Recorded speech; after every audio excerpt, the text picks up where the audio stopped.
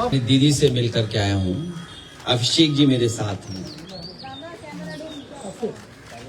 हमें याद है जिस समय निष्पक्ष चुनाव हुआ, दीदी यहाँ की मुख्यमंत्री बनी और आज हम लोगों को सबको मिलकर के जो इलेक्शन में बेईमानी हुई है उसके लिए खड़ा होना पड़ेगा। ईमानदारी से इलेक्शन जब हुआ, इलेक्शन कमीशन ने जब इलेक्शन कराया तो वो जीती। और इस बार जो मल्टी लेयर माफियागिरी हुई है इलेक्शन में, कोई कभी सोच नहीं सकता था कि इस तरह की बेईमानी Bharatiya Janata party, election commission, उनके संगी साथी, खुफिया लोग, अंडरग्राउंड लोग मिलकर के इस तरह का चुनाव करेंगे। अभी तक तो हम ये सुनते थे कि जो आज बंगाल करता है वो देश कल करता है, लेकिन बीजेपी ने जो उत्तर प्रदेश में किया बेईमानी, वो एक ट्रायल था उनका, और उससे सीख करके पूरा का पूरा चुनाव उन्होंने लूट लिया। सेंट्रल फोर्स हो, election commission, transfer posting, UP का चुनाव भी बड़े करीब से देखा है मैंने। न जाने कितने अधिकारियों की हम शिकायत करते थे, न कभी डीजीपी हटा, न कभी चीफ सेक्रेटरी हटे, न कोई डिस्ट्रिक्ट का अधिकारी हटाया उन्होंने। लेकिन जब बंगाल का चुनाव हुआ, पूरा का पूरा स्ट्रक्चरली उन्होंने अपना बनाया और उनको निर्देश दिए गए कि आपको चुनाव हराना है। आप में से बहुत सारे साथी होंगे, अब तो फोर्स के कई लोगों को 15 दिन की छुट्टी दी है, लीव। इतनी छुट्टी कभी सेंट्रल फोर्स को कभी नहीं मिली। अभी सुना है कि 15 दिन की छुट्टी दी गई है। और जिस तरह का व्यवहार यहां हो रहा है पॉलिटिकल वर्कर के साथ, पार्टी ऑफिस के साथ, हम लोग भी सरकार में आए और सरकार से गए, कभी कभी किसी वर्कर, पॉलिटिकल वर्कर के साथ इस तरह का व्यवहार नहीं हुआ। चाहे हमारे साथी अभिषेक हों, आदरणीय दीदी हों, उनको सिक्योरिटी की थ्रेट हो, जिन्होंने इतनी सेवा की हो लोगों की, आखिरकार किसकी ताकत की वजह से ही कर रहे हैं। और मैं तो वो तस्वीरें दिखाना चाहता हूं जो कभी यूपी में तस्वीरें बनी थी इलेक्शन में। ये शायद तस्वीर आपने सबने देखी होगी, ये तस्वीर तो देखी होगी आपने। इससे ज्यादा भयानक काम यहां हुआ है। अगर बुलेट्स के डरा करके वोट डाला जाएगा तो कौन जीतेगा? आप बुलेट से डरा रहे हैं वोट के लिए, और इलेक्शन कमीशन निष्पक्ष नहीं है, बीजेपी के सहारे पे काम कर रहा है। जब बाई इलेक्शन उत्तर प्रदेश का हुआ था, मैं लोकसभा में अपने सभी मेंबर्स को लेकर के, कफन लेकर के गए थे हमारे सांसद, और इसलिए लेके गए थे कि स्पीकर को दे दें जिससे कि इलेक्शन कमीशन तक ये चला जाए, क्योंकि हम लोगों ने कहा कि इलेक्शन कमीशन ही मर गया है। और ये बात हम यूं ही नहीं कहते थे, ये तो पहली तस्वीर है।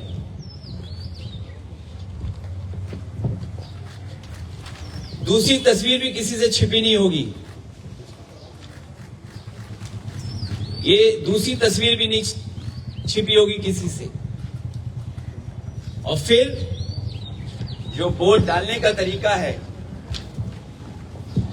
मैं केवल एक कॉन्स्टिट्यूएंसी का उदाहरण दे रहा हूं कि इस तरीके से फोर्स से वोट डलवाया। मैं 2012, 2017, 2022 समाजवादी पार्टी 37%, 2017 42%, 2022 46%। कभी समाजवादी पार्टी चुनाव नहीं हारी। और बीजेपी 29%, 37%, 30%। और जब सेंट्रल फोर्स और फोर्स के साथ जब उन्होंने चुनाव डलवाया, अंदर किसी भी एजेंट को नहीं रुकने दिया। बंगाल में भी यही किया। कि जो पॉलिटिकल पार्टी के पोलिंग स्टेशन के अंदर जो एजेंट्स होते हैं उनको धमकाया, डराया और न जाने क्या क्या तरीका अपनाया होगा। यहां देखिए आप, जब डराया, धमकाया और पुलिस का साथ लिया तो कितना 77% पहुंच गया वोट बीजेपी का। 77%। ये वो डेटा मैं दिखा रहा हूं जो इलेक्शन कमीशन के पास भी अवेलेबल होगा। ये तो पूरे इलेक्शन की प्रक्रिया ही बदल दी इन्होंने। और अब तो ऐसा है, बीजेपी की सरकार में इलेक्शन कमीशन से मिलकर के पहले आपको रिजल्ट मिल जाएगा, सर्टिफिकेट मिल जाएगा, उसके बाद काउंटिंग होगी, उसके बाद वोट पड़ेंगे, उसके बाद वोटर लिस्ट ठीक की जाएगी। पूरा चुनाव ही अलग कर दिया इन्होंने, पूरी चुनाव की प्रक्रिया ही बदल दी इन्होंने। और आदरणीय दीदी इनकी आंखों में खटकती हैं। आदरणीय दीदी संघर्ष करने वाली हैं, वो निराश होने वाली नहीं है। बीजेपी की आंखों में इसलिए खटकती हैं क्योंकि वो आदि आबादी का प्रतिनिधित्व करती हैं।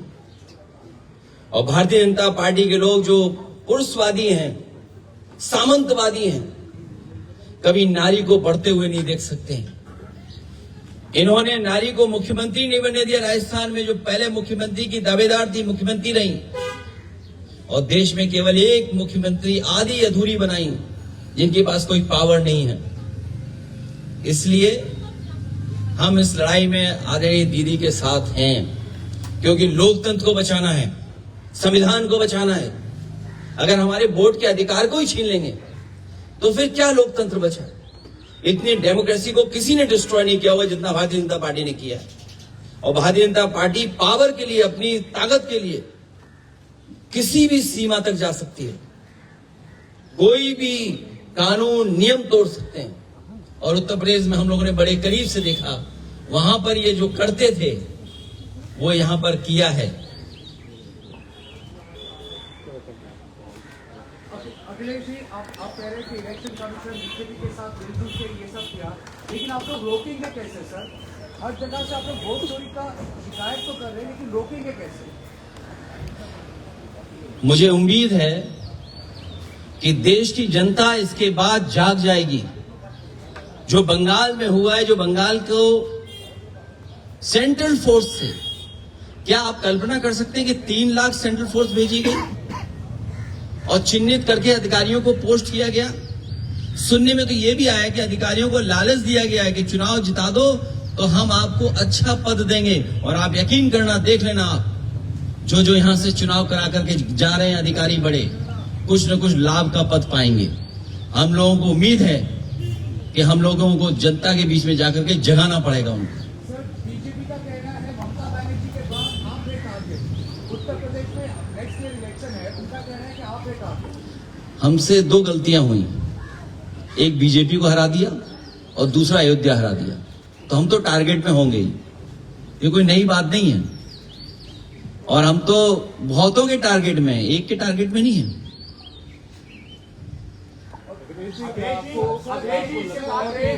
यहाँ पर जो है बीजेपी की तरफ से कहा जा रहा है, चुनाव आयोग की तरफ से कहा जा रहा है कि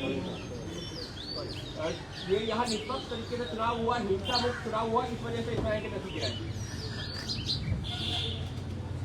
भारतीय जनता पार्टी सोम पपड़ी की तरह झूठ की लेयर है। सोम पपड़ी खाई कभी? एक लेयर के ऊपर दूसरी लेयर झूठ की चढ़ा देते हैं लोग। और आपको तो मैं ये कहता हूं ना, सब वीडियोस आर्काइव में पड़े हुए हैं। रामपुर का इलेक्शन देख लो, किसी वोटर को नहीं निकलने दिया। और ये जो डेटा मैं आपको दिखा रहा हूं, ये रामपुर की कॉन्स्टिट्यूंसी का दिखा रहा हूं मैं, कुंदर की कॉन्स्टिट्यूंसी का दिखा रहा हूं मैं। ये तो डेटा आप देख सकते हो। इलेक्शन कमीशन अंधा है क्या? और ये महिलाओं की तस्वीर क्या आप भूल गए? क्या आपके अपने चैनल पे भी चली थी तस्वीरें? ये तस्वीरें आप भूल गए क्या? ये तो आपके चैनल पे भी तस्वीरें चली थी, वीडियो चले थे। ये इन महिलाओं ने, जिन्होंने कोई परवाह नहीं की, मैंने इन महिलाओं को 2-2 लाख रुपए से सम्मान किया था कि उन्होंने कम से कम अपने वोट के अधिकार के लिए लड़ी। उन्हें परवाह नहीं थी गोली की, उन्हें रिवॉल्वर की। आप पता करिए क्या हालत थी उस समय। केवल ये तस्वीर नहीं, ये तस्वीर भी आप भूले नहीं होंगे। हालांकि सीसीटीवी से बहुत घबराते हैं बीजेपी के लोग, सीसीटीवी से, कैमरे से बहुत घबराते हैं। अगर यही इलेक्शन कमीशन निष्पक्ष है तो कुदरकी में जो वोट डाला है उसकी सीसीटीवी वीडियो जनता को दिखा दो। अगर जनता को नहीं दिखाना चाहते हैं तो प्रेस पे तो भरोसा करते होंगे। अगर सब प्रेस को नहीं दिखा सकते हैं तो अपने खास चैनलों को बुला करके और हमें भी बुला लेना। और फिर जब सुप्रीम कोर्ट की प्रोसीडिंग्स लाइव हो सकती हैं तो बंगाल के वोटिंग की काउंटिंग की सीसीटीवी क्यों नहीं दिखाई जा सकती, क्यों नहीं लाइव हो सकती है? कम से कम जनता में तो संदेश जाए, जो लोकतंत्र है वो मजबूत होगा। अगर सीसीटीवी की जो फुटेज है वो अगर बीजेपी दिखवा देगी इलेक्शन कमीशन से तो शायद उससे लोकतंत्र और मजबूत होगा। ये तो अकेले इलेक्शन कमीशन से लड़ रहे थे, हमें तो यूपी में जो हमारा साथी कह रहा था टारगेट, उनके परिवार के लोग भी कई जगह बैठे हुए हैं, उनके बहुत सारे साथी सहयोगी भी बैठे हुए हैं। हमें सबसे लड़ना है, लेकिन हमें भरोसा है कि जनता ने जो बंगाल में देखा है, जिस तरीके का व्यवहार सेंट्रल फोर्स का, इलेक्शन कमीशन का, संघी साथियों का, इनके अंडरग्राउंड लोगों का, बीजेपी के लोगों का, उत्तर प्रदेश की जनता जागरूक होकर इनका जवाब देगी। बंगाल इलेक्शन के बाद सर, बंगाल इलेक्शन के बाद आपको लगता है कि इंडिया अलायंस और मजबूत है? दिल्ली की तरफ कुछ करनी चाहिए। मैं इस समय यही कह सकता हूं कि सभी पॉलिटिकल पार्टीज के नेता हम लोग बैठ करके बात करेंगे। अब सर, आपको लगता है कि इंडिया अलायंस के सारे जो पार्टीज है वो स्ट्रॉन्गर है, अभी यूनाइटेड है बंगाल इलेक्शन के बाद? कोशिश यही होगी कि सब लोग और साथ मिलकर के काम करें, क्योंकि लोकतंत्र बचाना है, डेमोक्रेसी को बचाना है। ये डेमोक्रेसी को डिस्ट्रॉय करना चाहते हैं, हमारे वोट के अधिकार को ही छीनना चाहते हैं। हालांकि बात यहां की नहीं है, लेकिन यूपी की मैं कह सकता हूं, वो वोट छीन करके आम लोगों के और खासकर पीडीएस समाज के लोगों के अधिकार छीनना चाहते हैं। जब वोट छीनेगा तो सोचिए क्या अधिकार छीनेगा। वो डेटा आपको अवेलेबल है कि किस तरीके से वोट के अधिकार को छीनने से कितनी सीटें हार गए, वो डेटा छिपा नहीं है। और लॉजिकल डिस्क्रिपेंसी के लिए क्या सॉफ्टवेयर इस्तेमाल किया होगा, आखिरकार किसका सॉफ्टवेयर था वो? लॉजिकल डिस्क्रिपेंसी जो हुई है वो किसकी वजह से हुई है? कौन डेटा देख रहा था, कौन सा सॉफ्टवेयर था वो? सर, आपको पार्लियामेंट में इसको उठाएंगे सर? पार्लियामेंट में तो मैं कफन लेके गया था इलेक्शन कमीशन के लिए। अभी सर बंगाल इलेक्शन के बिल्कुल उठाएंगे। अखिलेश जी, बंगाल का ये चुनाव इस बार हिंसा बहुत कम हुई, लोग बहुत कम यहाँ पे जाने गए, लेकिन कल रात में जो देखा गया शुभेंदु अधिकारी के पीए की हत्या की गई, जिसे क्या कैसे देखेंगे? इसमें तो होम मिनिस्टर जिम्मेदार हैं कि उनके पीए की हत्या कैसे हो गई। ये सवाल मुझसे मत पूछिए, आप ट्विटर हैंडल होगा आपका, आप टैग करिए होम मिनिस्टर साहब को, पूछिए कि हत्या कैसे हो गई। सर, ये जो एकजुट होकर आप लड़ने की बात कर रहे हैं सर, इसमें कांग्रेस की भी भूमिका होगी। सर, हम लोग यूपी इलेक्शन से भी पहले देखे हैं, बंगाल इलेक्शन से पहले भी हम लोग ने देखा कि शायद ऑपोजिशन एक साथ नहीं हो पाए, कांग्रेस नहीं आ पाया। सर, कांग्रेस को कोई एडवाइस देंगे सर? मैं किसी को एडवाइस देने के लिए नहीं आया हूं, मैं लोकतंत्र और जिस तरीके से आदरणीय दीदी को अपमानित किया, उनके कार्यकर्ताओं को वोट नहीं डालने दिया, क्या जिम्मेदारी सेंट्रल फोर्स की है? क्या आप इलेक्शन को इस तरह कराएंगे कि आप वहां पर एजेंट्स को नहीं बैठने देंगे, पॉलिटिकल पार्टी के एजेंट्स को नहीं बैठने देंगे, और फिर इस बात की तैयारी करेंगे कि एसआईआर करा करके हम टारगेटेड किस बूथ पर वोट कटवाना है? जो टीएमसी के स्ट्रांग बूथ हैं, स्ट्रांग वोटर्स हैं, उनको वोट ना देने दिया जाए, इसलिए वोट कटवा दें उनका? ये अधिकार किसने दिया है? यही लोकतंत्र को सबसे बड़ी हत्या कर रही है बीजेपी के लोग मिलकर के, वो भी इलेक्शन कमीशन से। इसलिए सभी पॉलिटिकल पार्टी से हमारी अपील होगी कि कम से कम इस सवाल पर हम सब एक दिखाई देंगे। इंडिया ब्लॉक एक बार फिर से मजबूती के साथ जो है नजर आएगा, हम सब पॉलिटिकल पार्टी के लोग एक साथ खड़े हुए दिखाई देंगे। सर, ये सवाल मैं आपसे लास्ट टाइम में पूछने की कोशिश किया था सर। बंगाल में 91 लाख लोगों को हटाया गया था, उसमें डुप्लीकेट भी है और लॉजिकल डिस्क्रिपेंसी भी है, लेकिन उत्तर प्रदेश की जो ड्राफ्ट लिस्ट है उसमें 2.8 करोड़ लोगों को हटाया गया था। कोई कॉन्फर्मेशन है सर कितने रोहिंग्या मिले उधर से? और क्योंकि बंगाल में जिन लोगों को हटाया गया सबको कहते थे कि रोहिंग्या।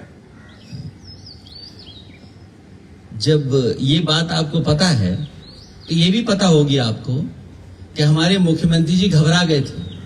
उन्होंने कहा कि 4 करोड़ वोट हमारे कट गए इसमें।